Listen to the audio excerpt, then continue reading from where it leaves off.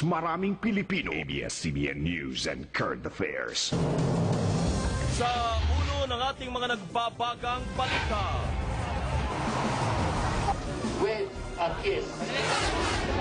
Mapatunayan na talagang sila ay yung grupong may kagawa ng pagkapaslang sa pamilya ko.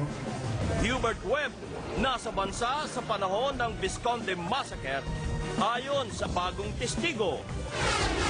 Yun, hindi na ako natutuwa. Napipiko na ako kasi ayaw niyang huminto.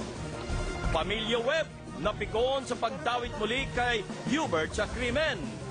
Welta naman ni Lauro Visconde, dapat mag-sorry ang pamilya Webb. Masayang Pinatados Festival sa Leyte, nabahira ng sigalot sa politika. Ilang lugar sa Pampanga at Pangasinan, lubog pa rin sa baha kahit wala ng ulan. Mahigit 100 pangako ni Pangulong Noynoy Aquino, bubusisiin kung ilan ang nasimula na. Exclusive, palaro sa piyesta ng San Mateo, Rizal, na tampok ang mga batang hubot-hubad, inireklamo.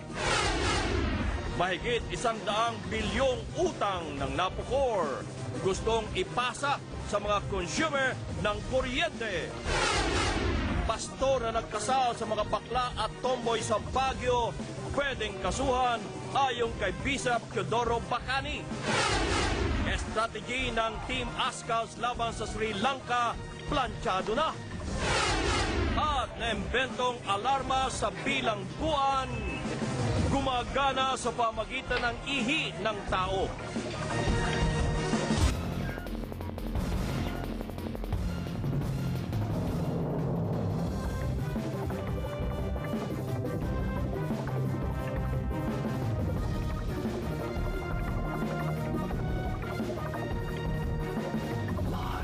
Mula sa ABS-CBN News Center, Manila, ito ang TV Patrol!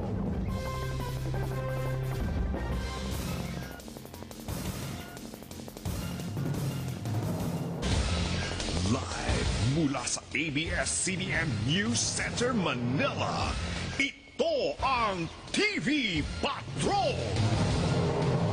Magandang gabi, bayan.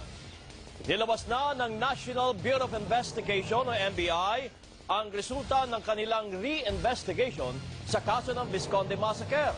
At batay sa mga dokumento, magnetic reel tape ng Bureau of Immigration at testimonya